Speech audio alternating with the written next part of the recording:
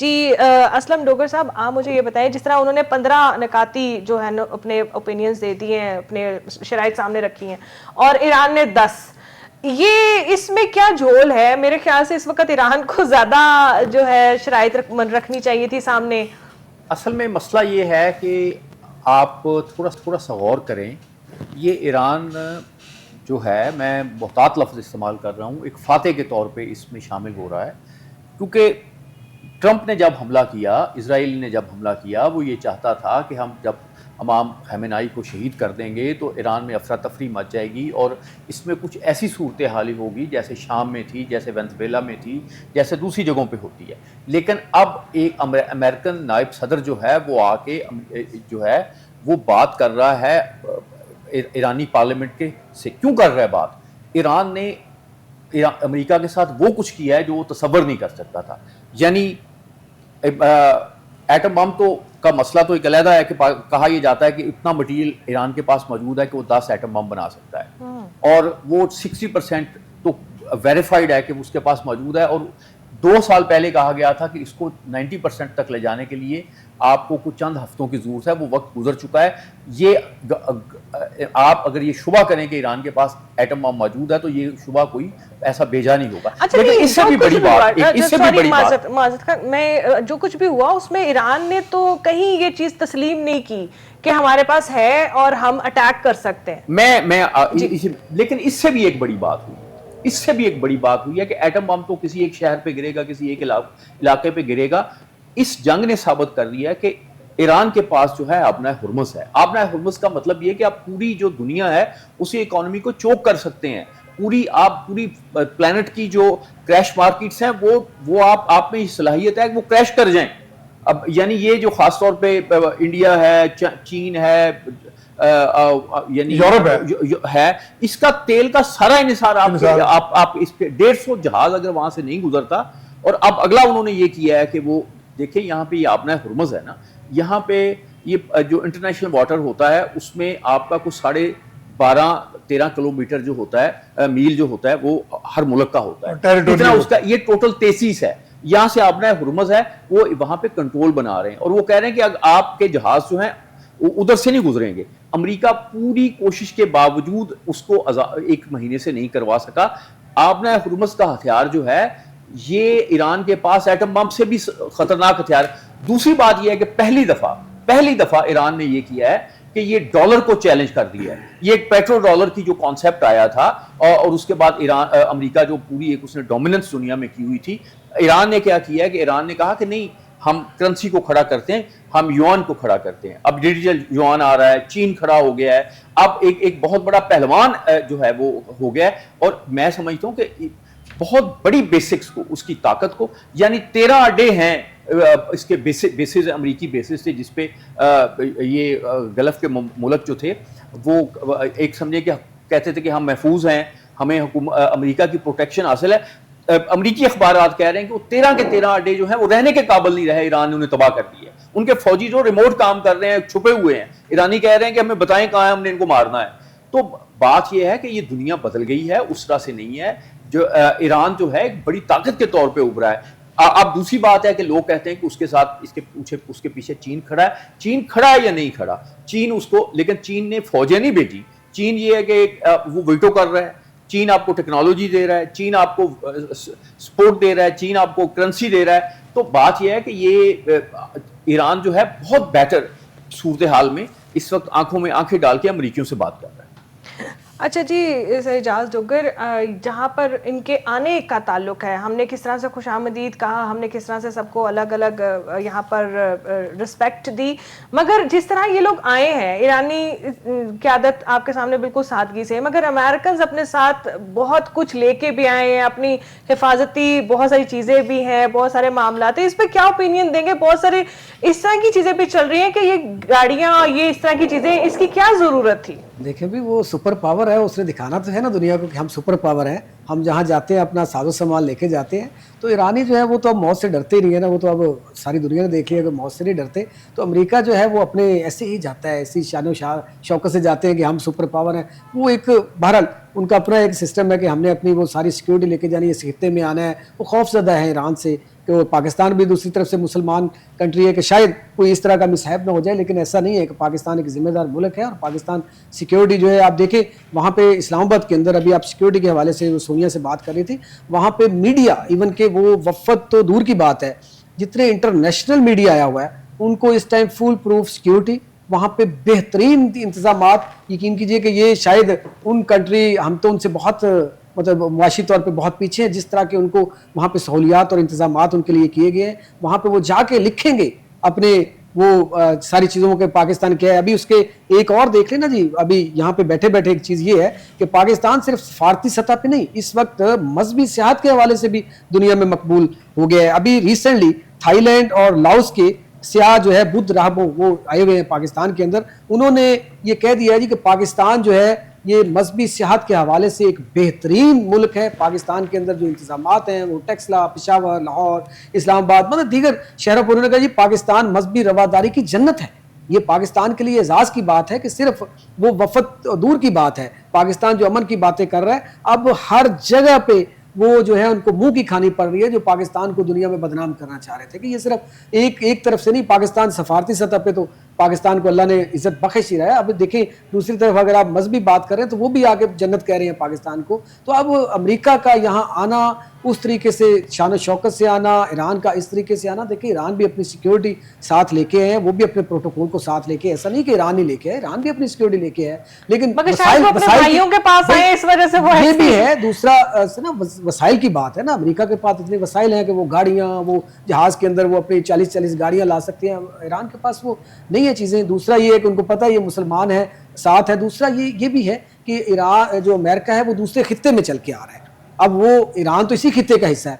मे भी ये एक उस तरह के भी उनके जेहन में हो। बहरहाल उसको हमें नेगेटिव नहीं लेना चाहिए। और सेकंड, अभी बात हो रही थी कि कुछ अफवाहें जो है सोशल मीडिया पे, हमें बिल्कुल सोशल मीडिया की बातों पे ध्यान नहीं देना चाहिए। ये वजारत खारजा की तरफ से ये बयानिया जारी हो चुका है कि जब तक पाकिस्तान की तरफ से आपके इंफॉर्मेशन मिनिस्टर हैं, आपके फॉरेन मिनिस्टर हैं, या इसके अलावा आप इसी तरह अमेरिका के हैं, ईरान के हैं, जब जिम्मेदार कोई शख्स वहाँ से बयान नहीं देता, कोई मीडिया टॉक नहीं करता, तो कतन आप गलत अफवाहें और ज़राए के मुताबिक कोई खबरें इस तरह की ना डिस्कस करें, ना फैलाएं। क्योंकि इस वक्त ये एक बड़ा हसास मामला है, इस वक्त ये दुनिया बचाने का मामला है। ये इस वक्त बिल्कुल ठीक है, ये एक मज़हब की बात नहीं है, इस वक्त इस्लाम और कुफ्र की बात नहीं है, इस वक्त इंसानियत की बात है। इस वक्त पाकिस्तान समेत दुनिया भर की मुईशत की बात है। यहाँ पे देखें मुआशी तौर पे पूरी दुनिया चीखना शुरू हो गई थी, पाकिस्तान तो दूर की बात है, अब पूरी दुनिया जो बड़े बड़े नामवर कंट्री है वो भी इस मुईशत के ऊपर आबनाए हुर्मस जब रुका,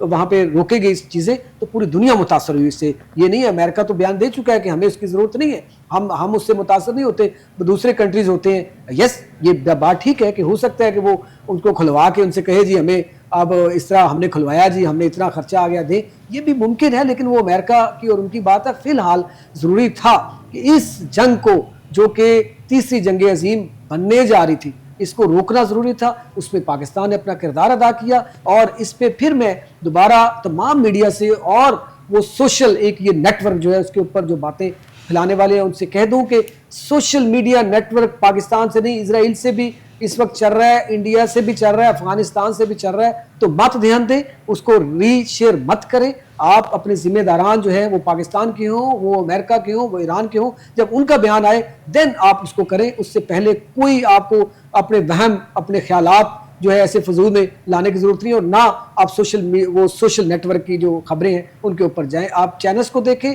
चैनल्स जिम्मेदारी का मुजाहिरा कर रहे हैं। और पाकिस्तानी चैनल्स ने देखें, जब इंडिया पाकिस्तान की जंग हुई तब भी पाकिस्तान के मीडिया और पाकिस्तान के जितने नामवर तजियाकार हैं उन्होंने बड़े जिम्मेदाराना बयानात दिए, बड़ी जिम्मेदाराना सहाफत की, बड़े तजिया जिम्मेदाराना किया।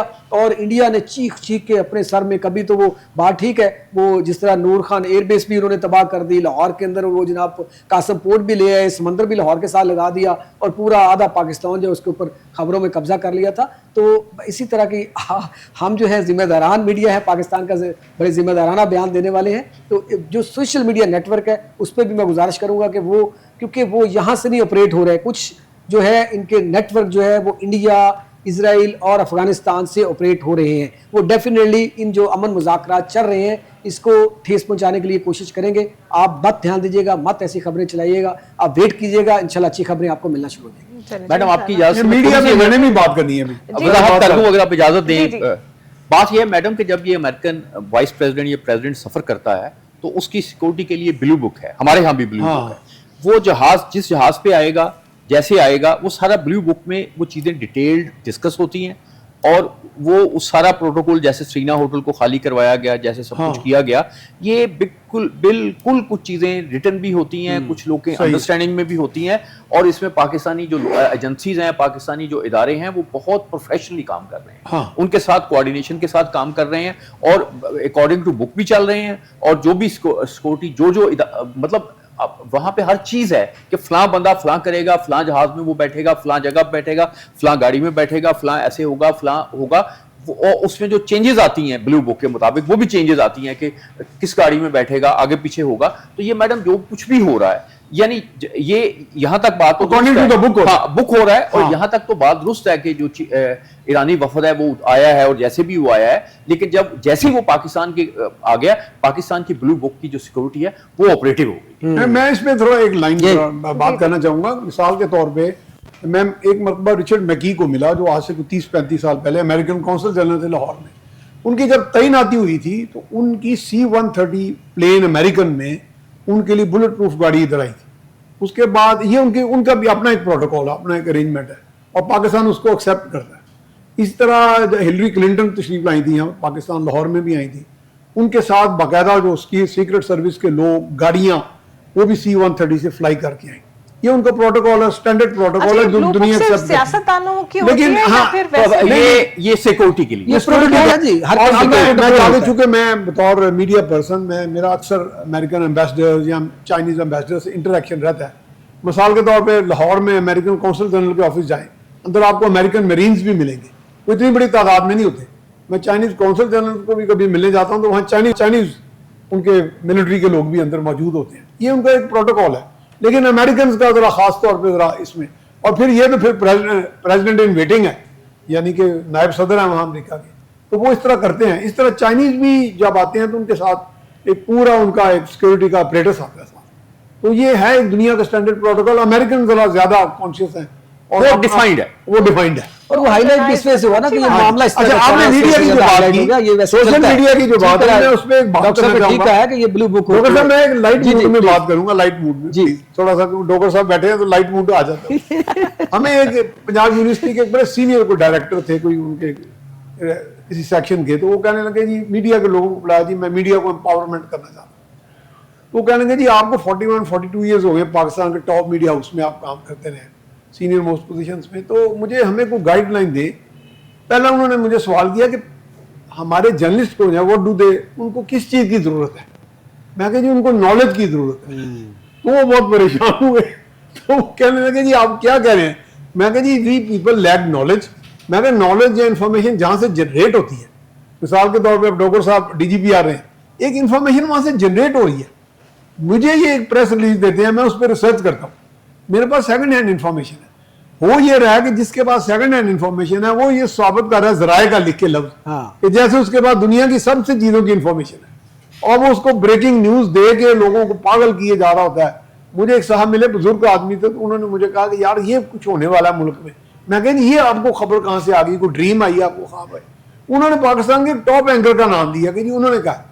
मैं कह जी वो जो अब एंकर है ना, वो 50 साल बाद उनका मजार होगा और लोग चढ़ावे चढ़ाएंगे। बस इतनी सी बात कर। सर आप 2 सहाफियों की मौजूदगी में, बल्कि इनफैक्ट बहुत सारे सहाफियों की नहीं, मुझे तो 42 ईयर्स हो गए। मैं 42 ईयर्स में दाखिल हो गया। मैं अभी साहब बार बार ना कहें, लोगों को शुबह हो जाएगा। और बहुत से ज्यादा शुभात हो जाएंगे। 42 इयर्स एज बता रहे हैं या आप एक्सपीरियंस की बात कर रहे हैं? नहीं, एक्सपीरियंस और आमतौर पे मैं अपनी एज लाइफ आपकी इजाजत है, मैं भी एज छुपाऊं जब नहीं इतनी ज्यादा एज बताई जाती है तो उसके बाद कोई शुभ हो जाता है। उसके बाद आमतौर पे लोग जो है को टॉनिक बेचना शुरू कर देते हैं। वो फिर मेरे जरिए दिखेगा। मैं वही कह रहा था। अच्छा है सैफ साहब, एक और जो नई खबर वो ये है कि तहरीक इंसाफ का इस्लामाबाद के मरकज के दौरान मुज़ाकरात के दौरान अपना इज्तिमा कैंसिल करने का भी ऐलान हो गया। हम कहते हैं ना पाकिस्तान में जब भी कभी कोई वक्त पड़ता है ये तो सारे लोग इकट्ठे हो सारी सियासी जमातें जो ना एक हो जाती है। बल्कि इनफैक्ट आज मैं देख रही थी कि राना सनाउल्लाह ने इस पे बड़ा पॉजिटिवली रिमार्क्स दिया। उन्होंने कहा कि ये बहुत अच्छी बात है क्योंकि इसमें बात है पाकिस्तान की साख की। क्या कहेंगे इस बारे में? नहीं, यकीनन मेरा ख्याल है कि तहरीक इंसाफ हो या नून हो या पीपल्स पार्टी हो या कोई भी जमात हो, बारह हैं तो वो पाकिस्तानी जमातें हैं और ये सेंसिटिव मौका है, सेंसिटिविटी को समझते हैं सारे। तो मेरा ख्याल है इस चीज़ को एक्नॉलेज करना चाहिए कि अगर उन्होंने वो जलसा मनसूख किया है, लेकिन तहरीक इंसाफ के अंदर भी कुछ ऐसी लोग हैं जो हमें कल निजी महफिलों में मिले, जो जिनकी कोई मुझे ऐसे लग रहा था कि बाकायदा पूरा जोर लगा रहे थे कि इन मुज़ाकरात को नाकाम करने की यानी उनकी ख्वाहिश है शायद। तो वो चले जाए मियां साहब, तो वो मेरा ख्याल है कि वो तनकीद इस तरह कर रहे थे, फिर उसमें मिलिट्री हमारी क़यादत को भी साथ कर रहे थे। वो अपनी कीड़ जैसे पंजाबी में कहते हैं ना, वो कर रहे हैं, वो कहते हैं कीड़ हमने निकालनी है और भले उसमें मुज़ाकरा में काम हुए, भले पाकिस्तान जलील हो जाए। ये चीज भी है, इस चीज को भी बहुत सारे मियां साहब उनसे बंदा ये पूछे कि अगर पाकिस्तान जो है उसका वजूद और उसकी इज्जत है तो उनका मुकाम है ना, वो बदबख्त आदमी जो इस तरह के हैं उनको नहीं, वो कहते हैं हमारी वजह से पाकिस्तान है, वो तो ये कहते हैं। जी बाबर अयूब साहब, आप क्या कहेंगे इस बारे में कि ये पार्टी बड़ी मुश्किलों से एक तो पहले चीजों को समझती नहीं है, मानती नहीं है, मगर जहां भी बात हो, क्योंकि जब इंडिया और पाकिस्तान की भी वॉर आई थी, इनके ही सोशल मीडिया ने सबसे ज्यादा पाकिस्तान के लिए अच्छे अच्छे ट्वीट्स किए थे और भारत के अगेंस्ट गए थे। और अभी भी जब ये बात मफाहमत की आ रही थी, यहाँ बैठ के इस्लामाबाद में इकट्ठे, तो इन्होंने धरना देना था, इन्होंने अपना स्टॉप कर दिया। ये एक बड़ी बात भी है पाकिस्तान की, क्योंकि बात है पाकिस्तान की साख की। क्या कहेंगे इस बारे में? देखिए, पहले तो उनको जिस जगह पे उन्होंने इजाजत मांगी थी वहां पे उनको गवर्नमेंट ने अलाउ ही नहीं किया, क्योंकि ये इतना एक सेंसिटिव इवेंट आ रहा था। और दूसरा, अगर उन्होंने मुज़ाकरात ना करने की, अपना जलसा ना करने की बात की है, तो I think they are not left with any other option. क्या करें वो, अब कहाँ पे जलसा करें? और ये कोई मजाक नहीं है, वो they wanted to make it a fun, लेकिन वो उससे अल्लाह का शुक्र है कि वो भी बच गए, हम बच गए। They are victim of bipolar disorder, तो वो किसी भी वक्त कुछ भी अनाउंस कर सकते हैं और किसी भी वक्त किसी को उसका क्रेडिट शिफ्ट भी कर सकते हैं। They have all the energies and powers. तो मेरा ख्याल है उनको इतना बाइपोलर एनर्जीज है। जी डॉक्टर साहब क्या कहेंगे इस बारे में? क्योंकि मेरा ख्याल है कि जहां अच्छा करे ना तो उनको शाबाशी भी देनी चाहिए। मेरा ख्याल है कि देखिए, मुझे वो इतने मजलूम लग रहे हैं कि अगर वो धरना देते हैं तो सारे लोग कहते हैं बहुत बुरा किया। हाँ, और अब अगर वो कहते हैं हमने धरना नहीं कहता, फिर भी कहते हैं बुरा ही कीता। वैसे वो मुझे वो याद आ रहा है, उसने कहा नानी अम्मा ने शादी की, बहुत बुरा किया। नानी अम्मा ने तलाक ले ली, उससे भी बुरा किया। बात यह है कि वो अब देखें, अब उन्होंने एक अच्छा काम किया है, पाकिस्तान की मोहब्बत में किया है, उसको अप्रिशिएट करना चाहिए। जिस तरह से वो कर रहे हैं, हम हमारे रवैये भी कुछ थोड़े से, या जो दूसरे उनके मुखालफिन लोग हैं उनके रवैये भी गलत हो गए हैं कि यार कोई बंदा अच्छा काम करता है बस उसको अच्छा। तो ऐसे ही आप देखें ना, तो पाकिस्तान में सबसे ज्यादा काम जो है मियां साहब शेख करते हैं। क्या शेख करते हैं? अगर आप चैरिटी का काम देख लें, तो दूसरा देख लें, तो एक लतीफा है ना कि बंदे ने पूछा तुम्हारा नाम क्या है, उसने कहा शेख तगीर मोहम्मद, उसका नाम ही गलत है, हालांकि चैरिटी का सबसे ज्यादा काम। तो ये एक परसेप्शन आप स्टीरियोटाइप्स बना लेते हैं, ये स्टीरियोटाइप्स नहीं होने चाहिए। बिल्कुल, सबसे जो लोग अच्छे काम करते हैं उनका, और चाहे वो बुरा भी हो, वो अच्छा काम कर रहा है। नहीं, उन्होंने अपनी एक बुरा कह गए हैं सर, उन्होंने अपनी एक परसेप्शन डेवलप करने में बड़ी मेहनत की है। मेरे साथ बैठा हुआ है, अच्छी चीज एक्सपेक्ट ना की जाए। वो कह रहे, वो उनकी ख्वाहिश थी, एक बकायदा पीटीआई के स्टालवर्ड थे और बड़े अच्छे दोस्त थे, तो बड़ा जोर लगा रहे थे कि मुज़ाकरा नाकाम होंगे और नाकाम होने चाहिए। नहीं, उन्हें कह रही आपको इस्लामाबाद भेजते हैं नाकाम करें। जी जाज डोगर साहब क्या कहेंगे? मेरा तो ख्याल ये है कि जहां कोई गलत करे उसे गलत कहना चाहिए, और जहां कोई अच्छी बात हो, क्योंकि ये बात थी पाकिस्तान की साख की, अगर उन्होंने पॉजिटिवली एडमिट कर लिया और वो साइड पे हो गए, तो मेरे ख्याल से उन्हें अप्रिशिएट भी करना चाहिए। नहीं जी, अप्रिशिएट तो कर रहे हैं, सारे दोस्त भी कर रहे हैं। इसमें सर ये कौन सा तरीका है अप्रिशिएट करने का?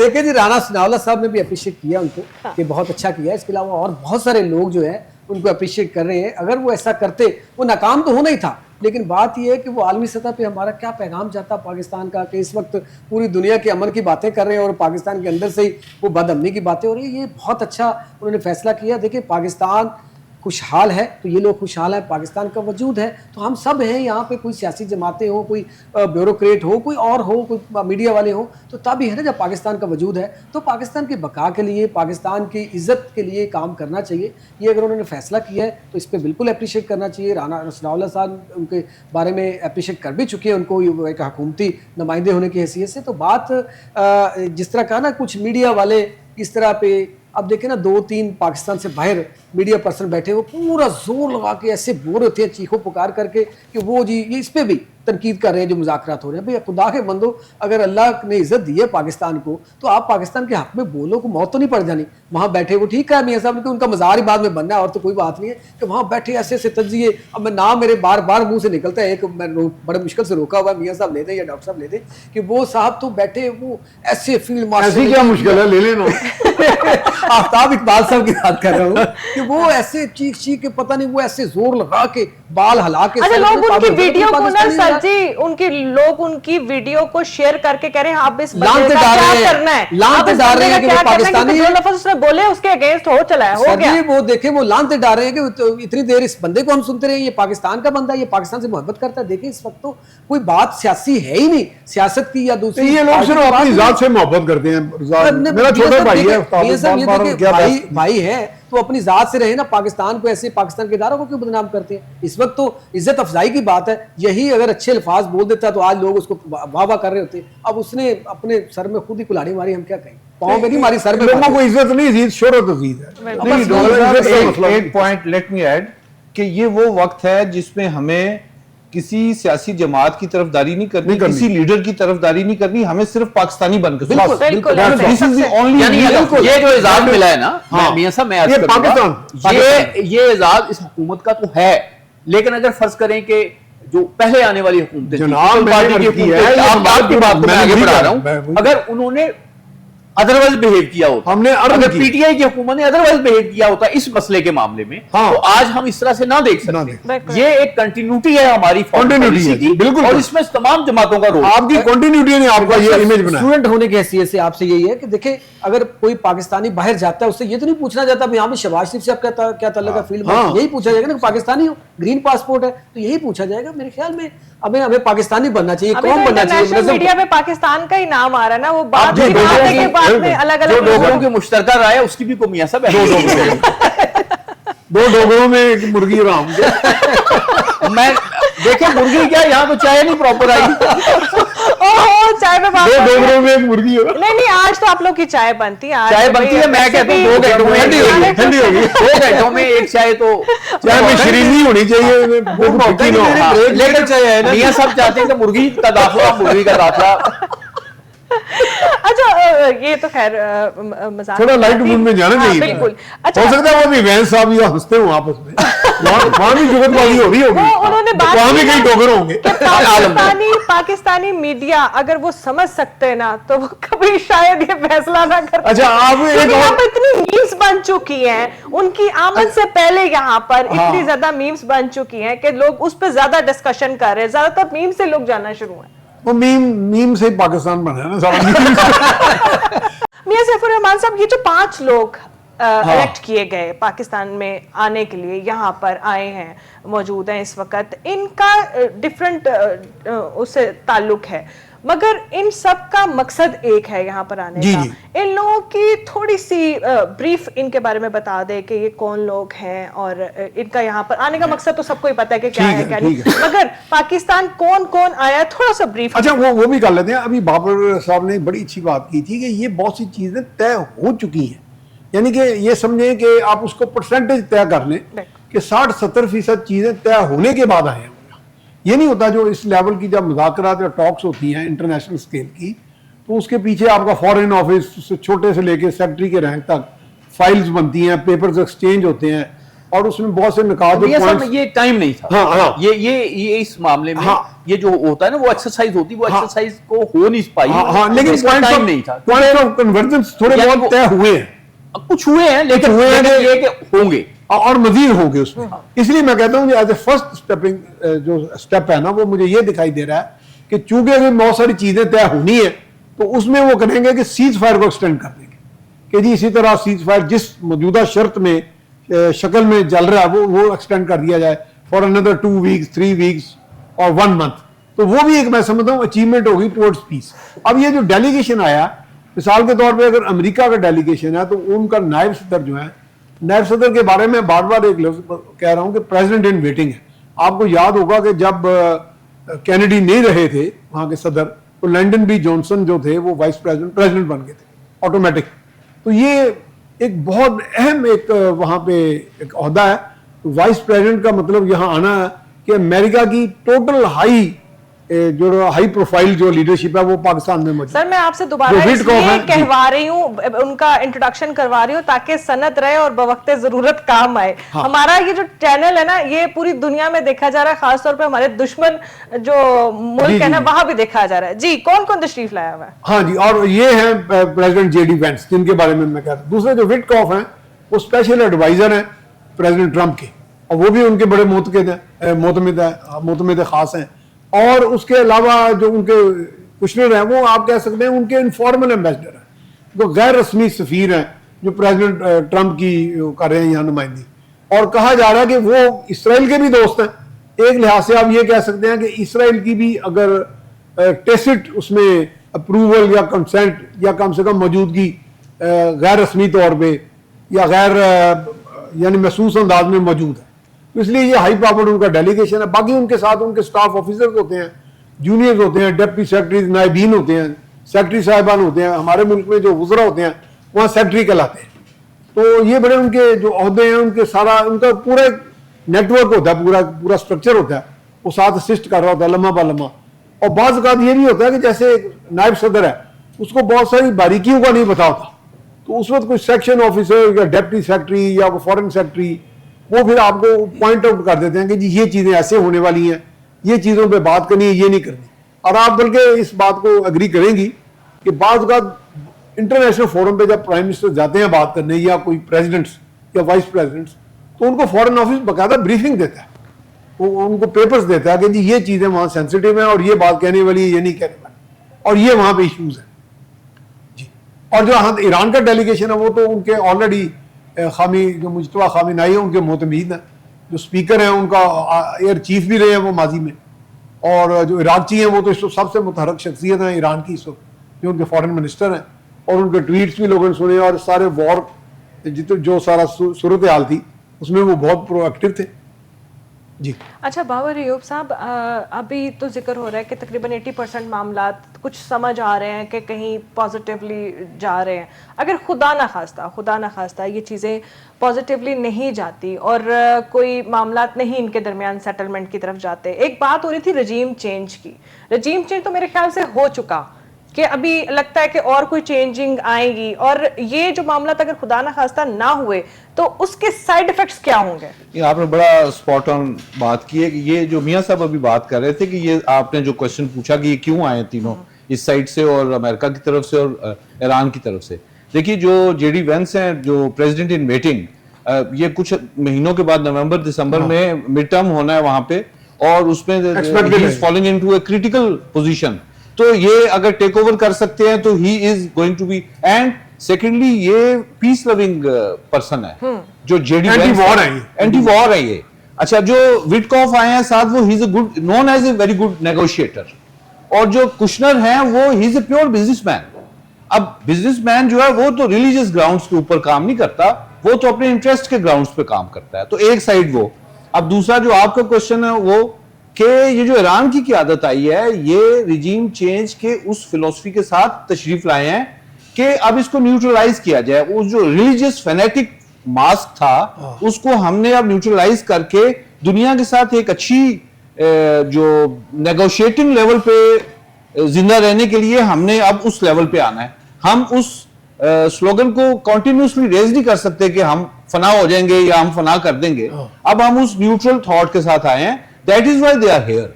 वो जो रिजीम चेंज की आपने बात की है, actually same government same setup, जो ये दो लोग बचाए गए हैं कि जो उनका शिकार नहीं हुए, they have agreed to a neutral and very इसको regime change compromised kind of government, जो कि लीड करेगी अब ईरान को not on religious grounds purely but on economic fronts.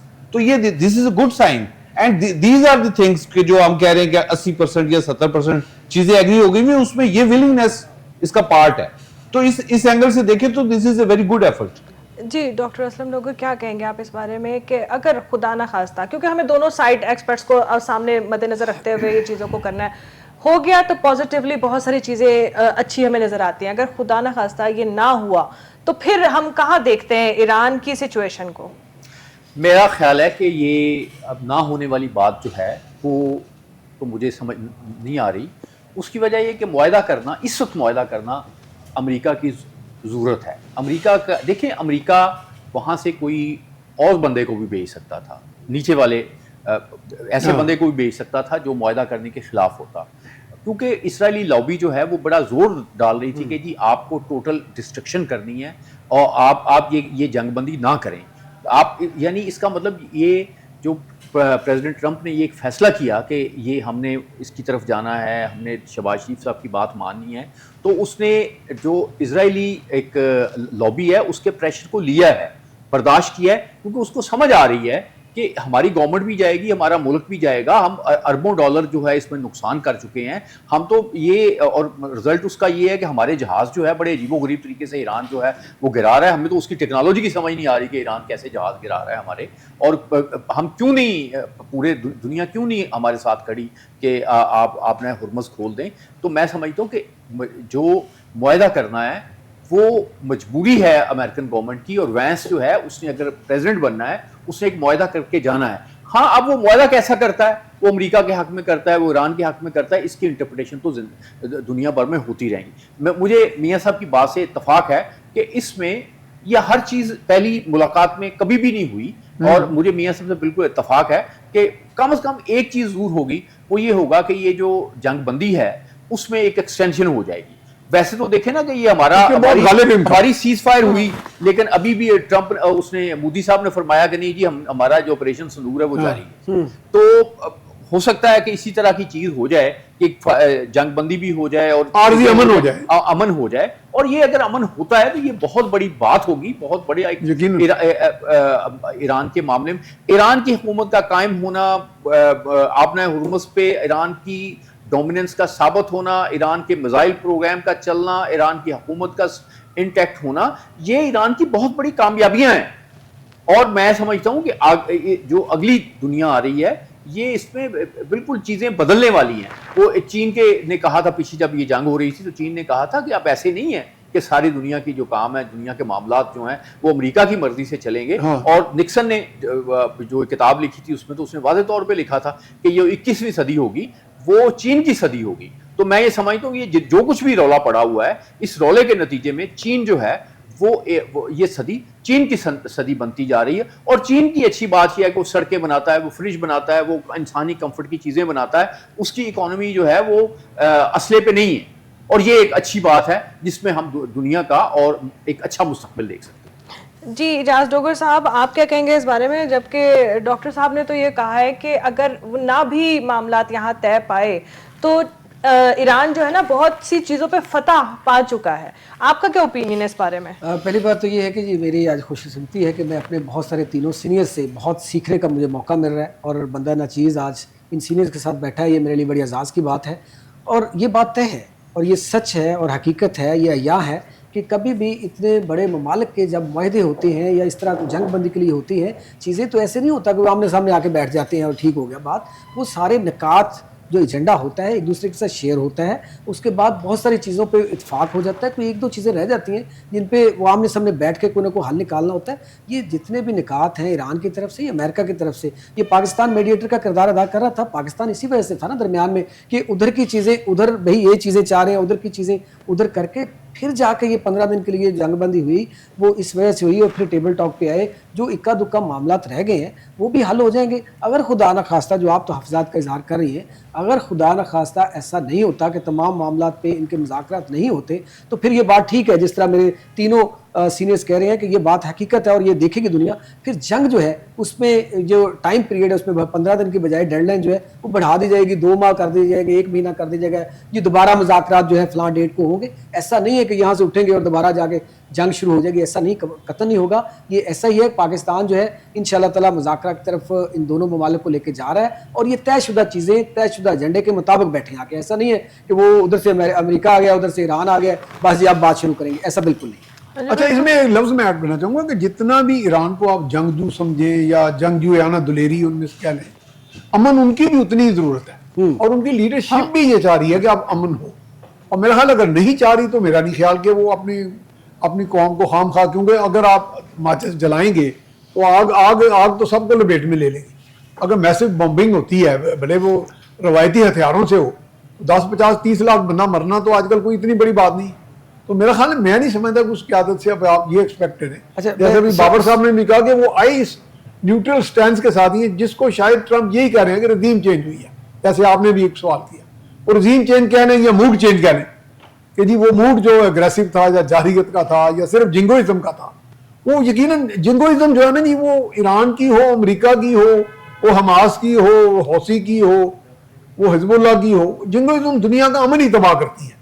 कोई पहल कर देता है, कोई बाद में आ जाता है, कोई फातेह हो जाता है, कोई शिकस्त खा लेता है, कोई जारे बन जाता है, कोई विक्टिम बन जाता है। लेकिन है दुनिया के अमन को खतरा है, इन तमाम तर मामलात में खतरा ही है। तो अमन की तरफ हम अमन की बात कर रहे हैं, हम उम्मीद कर रहे हैं कि अमन ही आगे चलेगा और अमन ही जो है वो आने वाली सदी अमन की सदी होगी। और चीन की, जैसे मेरे भाई ने बात की, वो वाकई चीन वाले जो लोग हैं वो तो शेयर्ड प्रोस्पेरिटी की बात करते हैं, विन विन कोऑपरेशन। वो कहते हैं जी शेयर्ड, यानी जितनी भी दुनिया में खुशहाली है, प्रोस्पेरिटी है, वो शेयर करें एक दूसरे के साथ। और यही सबसे बड़ी चौधराहट है, इसे अच्छी चौधराहट ही नहीं। अच्छा, मैं सेकंड करूंगा बात को कि देखें, ये बात जो अमन की बात है ना, ये सच है कि इकोनॉमी की इस वक्त बातें हो रही हैं। उधर से वो कुशनर का आना, जो बेहतरीन बिजनेसमैन है, इधर से ईरानी वफद के अंदर उनका मरकज़ी बैंक के सदर जो है नासर हिम्मती, उनका आना इस बात का इरादा है, इस बात की तस्दीक करता है कि दोनों ममालिक जो हैं वो अमन की तरफ जा रहे हैं और इकानमी और मईशत के ऊपर बात करना चाह रहे हैं। वो एक दूसरे के नफ़े नुकसान क्या हुआ उस पर बैठ के बात करने के लिए तैयार हैं। इसी वजह से उधर से बिजनेसमैन, उधर से उनका जो मरकज़ी बैंक है उसके सदर का आना इस बात की तस्दीक करता है और तायद करता है। जी, मियाँ साहब, आप ये मुझे बताएं कि हमने बड़ी नेगेटिव बात की, क्योंकि बीइंग अ जर्नलिस्ट हमें सबसे पहले नेगेटिव एक्सपेक्ट के ऊपर नजर रखनी चाहिए, बाद में हमें पॉजिटिव जो चीज़ें ना उसको भी डिस्कस करना चाहिए। बात हो रही थी जब जंग शुरू हुई थी रजीम चेंज की, कि रजीम चेंज करना चाहते हैं। मेरे ख्याल से अब से डाउनफॉल अमेरिका का स्टार्ट हुआ तो रजीम चेंज हो गई। खाली ईरान की नहीं हुई, बहुत सारी दुनिया के बहुत सारे ममालिक की रजीम चेंज हो गई। दुनिया ने उस मुल्कों के वो शक्लें, वो सूरतें देखी हैं जो शायद आज से पहले नहीं देखी थी। क्या ये रजीम चेंज थी जो हम एक्सपेक्ट कर रहे थे कि इस जंग के बाद आएगी, तीसरी जंग अजीम स्टार्ट होनी है, नहीं होनी वो एक अलग इशू है, मगर ये वो रजीम चेंज थी जो पूरी दुनिया में चेंज फैला दिया जिसने? मेरा ख्याल है कि दुनिया में पर्सपेक्टिव चेंज तो हुए हैं, इसमें कोई शक नहीं। मैं रजीम का लफ्ज में बहुत ज्यादा मेरे ख्याल में ज्यादा नहीं इसको यूज करना चाह रहा। रजीम चेंज ये तो एक बात का हैकनी टर्म बन जाती है, मुहावरतन लोग कह रहे हैं हम रजीम चेंज कर देंगे। वैसे तो ऐसा अप एंड डाउन आया है कि जिस मुल्क को कोई जानता नहीं था वो एकदम से हाईली प्रोफाइल हो गया, और जिस मुल्क को लोग कहाँ जानते थे वो एकदम से नहीं, वो जाहिर उसकी अथॉरिटी देख रहे, मैंने भी आपको कहा था, उसने authorisation of use of military force एक कानून पास किया है अपना यकतरफा, कि दुनिया में कहीं भी कोई अमेरिकन इंटरेस्ट को कोई चैलेंज करेगा तो वहां पे जाके अटैक कर सकते हैं। तो ये हेजेमनी उसकी जो है चैलेंज तो हुई है, इसमें कोई शक नहीं है। और ईरान ने, मैं इसमें फतेह शिकस्त की बातें नहीं करता, क्योंकि फतेह शिकस्त वाली बातें भी मजीद जहरियत की तरफ या जंग की तरफ ले जाती हैं। क्योंकि जाहिर अगर मैं किसी को चैलेंज कर दूँ, वो मामूली सा भी शख्स हो या मामूली सा भी स्टेट हो, तो जब कहेंगे नहीं हमने आपको शिकस्त दे दी, तो फिर वो एक बदले की जो है ना वो इंतकाम की सियासत शुरू हो जाती है दुनिया में। और दुनिया को हमने इंतकाम से निकालना है। अमन की बात की जाएगी तो ये है कि चैलेंजेस और चैलेंज दर चैलेंज और एक दूसरे को पर्सपेक्टिव जरूर चेंज हुए लोगों ने। अब लोग ये समझते हैं कि ये जो एक हेजीमनी का दौर था कि जी एक चौधरी है वो डिक्टेट कर रहा है सारी दुनिया को, जैसे अभी मेरे भाई ने डॉक्टर साहब ने कहा कि अब चाइना की सदी है, तो वो अब ये है कि दुनिया में ये एक सोच आई है कि आप प्रोस्पेरिटी हासिल करें, लोगों के साथ शेयर करें और विन विन सिचुएशन में चलें ताकि दुनिया अमन का गहवारा बने। जी सर, प्रोग्राम को यहीं से कंटिन्यू करते हैं। जी, उमर गर्देजी रिपोर्टर है इस्लामाबाद से, उन्होंने हमें ज्वाइन किया है। आपको मेरी आवाज आ रही है? जी आवाज आ रही है। जी, क्या सिचुएशन है, क्या सूरत हाल है, किस तरह मुलाकातें शुरू हो चुकी हैं, क्या मामला है? जी बिल्कुल, इस वक्त इस्लामाबाद में एक जो बड़ी बैठक है वो जारी है। इससे पहले जो अमेरिकन नायब सदर थे जेडी वेंस, उनकी वज़ीर-ए-आज़म शहबाज शरीफ साहब के साथ मुलाकात हुई है। इसके अलावा जो ईरानी वफद है उनके साथ भी मुलाकातें जारी हैं। और इस वक्त जो ये तमाम मुलाकातें हैं ये इंतहाई पुरअमन और बड़े अच्छे और खुशगवार माहौल में जारी है, क्योंकि इस वक्त इन जो मुज़ाकरात इस्लामाबाद में हो रहे हैं इससे पूरी दुनिया जो है इस पे अपनी नजरें गाड़े बैठी हुई है। और ये पूरे खित्ते के लिए ये जंग का बंद होना ये जरूरी है। इस वक्त ईरान के पास जो 10 निकात हैं और अमेरिका के 15 निकात हैं, उन पर बड़ी बारीकी से गौर किया जा रहा है। और इस्लामाबाद के अंदर ये जो मुज़ाकरात है इसको पूरी दुनिया में इंतहाई संजीदा लिया जा रहा है। पाकिस्तान में इस वक्त हर जो है वो अमन की राह वो पाकिस्तान से होकर गुजर रही है, और ये पाकिस्तान की एक बहुत बड़ी सफारती कामयाबी है। उम्मीद है कि आज जो है जो मुज़ाकरात चल रहे हैं फौरी तौर पे अगर ये मुज़ाकरात अगर वो नहीं भी होते तो इनका सिलसिला चलता रहेगा। और मज़ीद जो हमारी जो खबर ज़राए बता रहे हैं तो ये जो जंग बंदी का जो सिलसिला है इसमें जो वक्त है वो बढ़ाया जा सकता है, और ये मुशावरती बैठकें जो हैं वो आगे भी इसी तरह से चलते रहेंगे। बहरहाल अभी मज़ीद क्योंकि मुलाकातें जारी हैं, जैसे ही पेशरफ्त होती है इंशाल्लाह हम आपको लम्हा ब लम्हा अपडेट करते रहेंगे। लेकिन इस वक्त जो बताया जा रहा है बड़े खुशगवार माहौल में पाकिस्तान का जो रोल है वो अदा किया जा रहा है। और जो अमेरिका और ईरान के जो दोनों वफूद हैं वो बिल्कुल ये मुज़ाकरात जो है इनसे मुतमईन है। अच्छा उमर, इस वक्त आप कहाँ मौजूद हैं? मैं बिल्कुल इस वक्त डी चौक के सामने मौजूद हूँ। तमाम जो रास्ते हैं वो बंद किए जा चुके हैं। मतलब कि पूरा इस्लामाबाद अगर आप कहें तो आज बंद है। जो छुट्टी आम तातील का ऐलान किया गया था रावलपिंडी में भी, और इस वक्त जो मीडिया है एक मखसूस पॉइंट तक उनको आने की इजाजत है।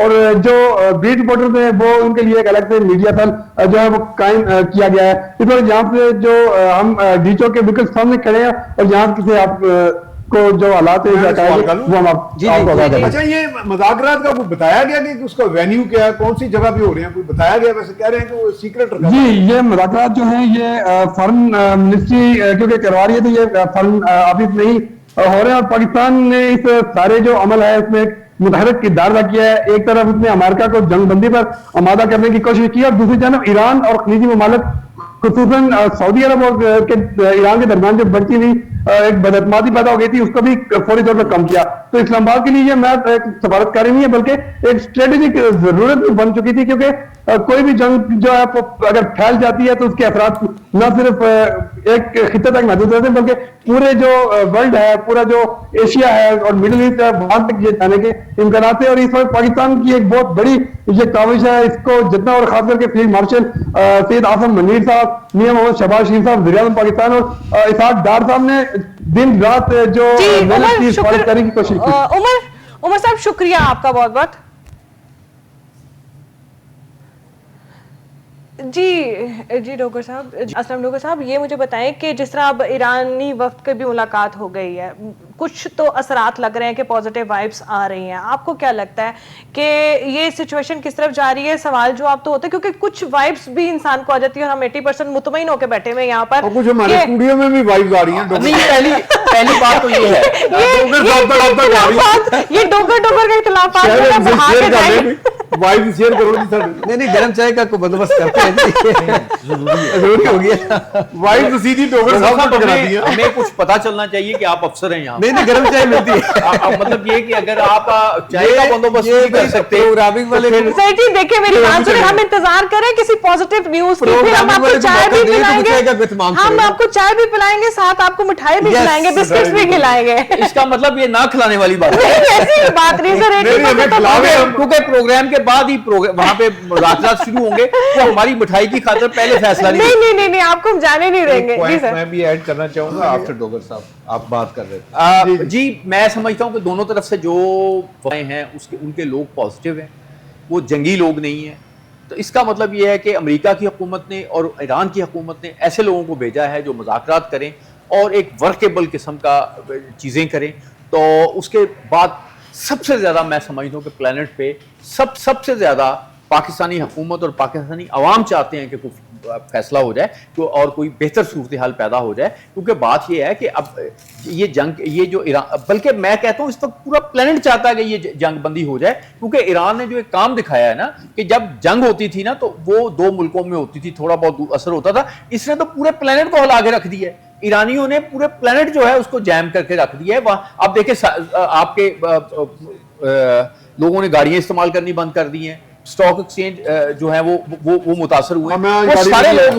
वो सारे लोग ये चाहते हैं कि ये अमन की कोई सूरत निकले। तो मेरा ख्याल है जब दुनिया के सारे लोग ये चाह रहे हों, अमरीकी भी ये चाह रहे हों कि अमन की सूरत निकले, सवाए इंडियंस के और इजरायलियों के, और इंडियंस भी नहीं मैं चाह रहे, इंडियन भी कुछ लोग होंगे चाह रहे होंगे, इजराइल के नहीं कुछ चाह रहा, यहूदी भी कह रहे हैं कि नहीं ये गलत हो रहा है और हम उसको सपोर्ट नहीं करते। तो मेरा ख्याल दुनिया में इस वक्त सारे लोग अमन चाहते हैं, तो हमें उम्मीद करनी चाहिए कि इंशाल्लाह अमन हो।